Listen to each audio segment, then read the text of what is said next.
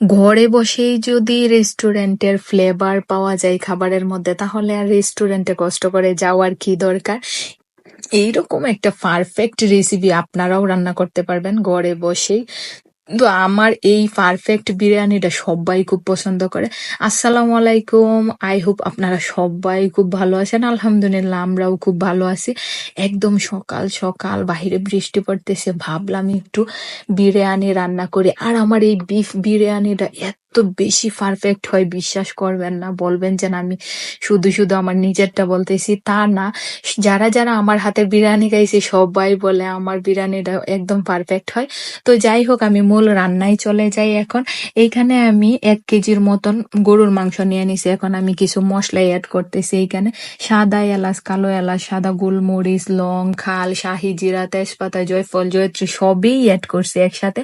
এখন আমি কিছু পেঁয়াজ কেটে রাখছিলাম, কিছু পেঁয়াজ দিয়ে দিছি। আর এখন আমি কাঠবাদাম আর কাজু বাদাম ওইটা পেস্ট করে রাখছিলাম, ওই পেস্টটাও দিয়ে দিছি।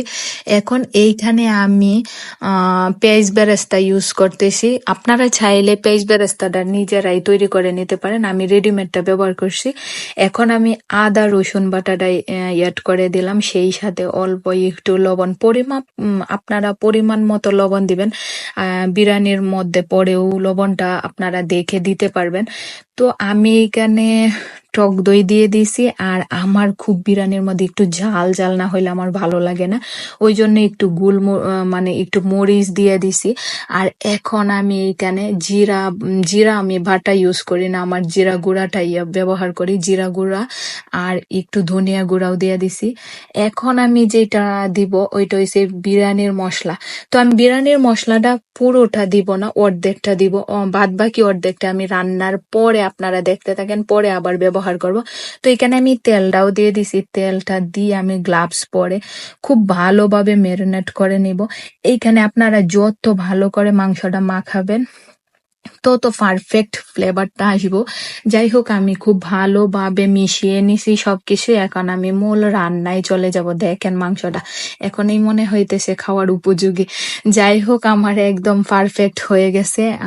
সবকিছুই মাখিয়ে নিছি। এখন আমি ওইটা একটা ফ্রাই প্যানের মধ্যে দিয়ে দিলাম।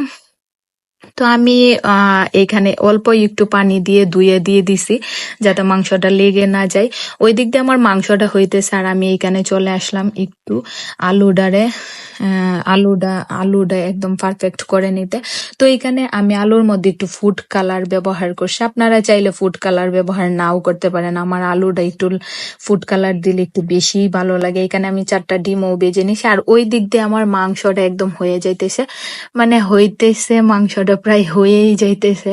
অনেকক্ষণ হয়েছে, আর গরুর মাংস যত হয় ততই ভালো লাগে।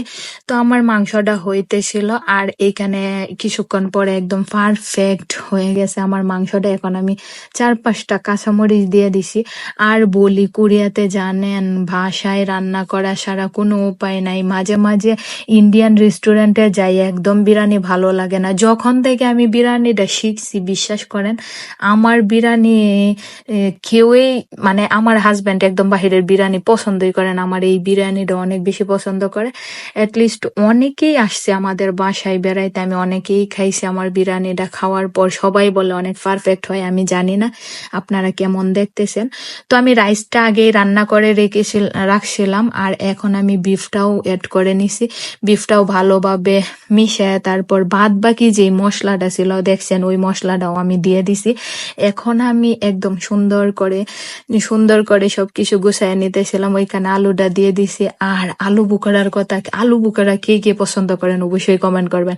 আমার হাজবেন্ড পারে না শুধু সব রান্নার মধ্যে আলু বুখারা দিতে, মানে যদি সব রান্নার মধ্যেই দেওয়া যেত মনে হয় সব রান্নাতেই খাইতো। তো এরকম, মানে একদম পুরা ফ্যান আলু বুখারার। আমি জানি না ওর কাছে কেন এত ভালো লাগে। তো আমি এখানে একটু ঘিও অ্যাড করে দিছি। এখন আমি কিছু কিশমিশও দিছি, দেখছেন আপনারা। আর সেই সাথে আমি একটু কেওড়া জল দিছি, অল্প পরিমাণে দিছি। আর এখন আমি পেঁয়াজ বেরেস্তাটা ব্যবহার করতেছি। তো আমার পেঁয়াজ বেরেস্তাটা সবকিছু দেওয়া শেষ, আমি ঢেকে দিছিলাম আধা ঘন্টার জন্য। এখন দেখেন পুরা একদম মনে হইতাছে না রেস্টুরেন্টের, মানে একদম রেস্টুরেন্টের মতন, মানে কি বলবো, একদম হুব এইরকম মজা হয় আমার বিরিয়ানিটা। তো যাই হোক, এখন আমি আপনাদেরকে বিরিয়ানিটা সার্ভ করে দেখাবো। তো আপনারাই নিজেরাই দেখেন কিরকম পারফেক্ট লুক আসছে। তো আপনারাও চাইলে এরকম পারফেক্ট বিরিয়ানি বাসায় রান্না করতে পারেন। তো ভিডিওটা কেমন লাগলো অবশ্যই কমেন্ট করবেন ভাই।